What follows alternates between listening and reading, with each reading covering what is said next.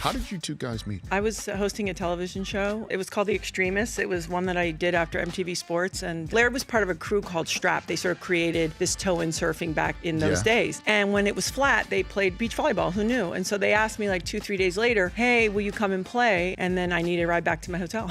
And Laird was there, and he's the only one I knew. I had a car. Was it that easy? Four-wheel drive.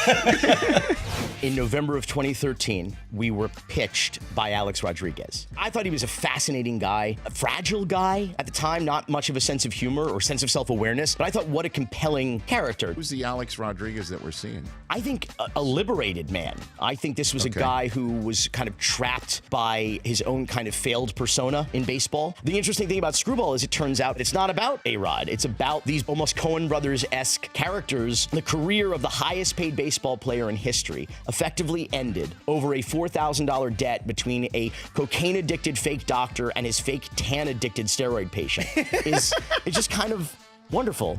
Senior Vice President of the red-hot 8th place Orlando Magic. What was Charles like coming out of college? Well, he was big, 6'4", Rich, 292 pounds. Come on. We brought him in. We had a little workout with him. We sat him down and said, Charles, we're concerned about this weight. And I said, Charles, have you been eating from the 6 major food groups? He said, yes, sir, Mr. Williams, and there are only 2 left. I said, Charles, a balanced meal is not a Big Mac in both hands.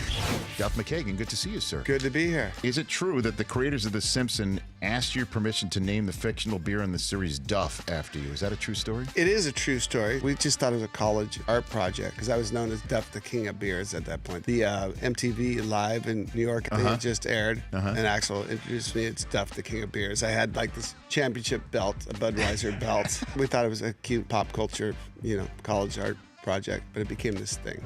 The Rich Eisen Show app. Daily interviews, exclusive content, and much more. Download it now.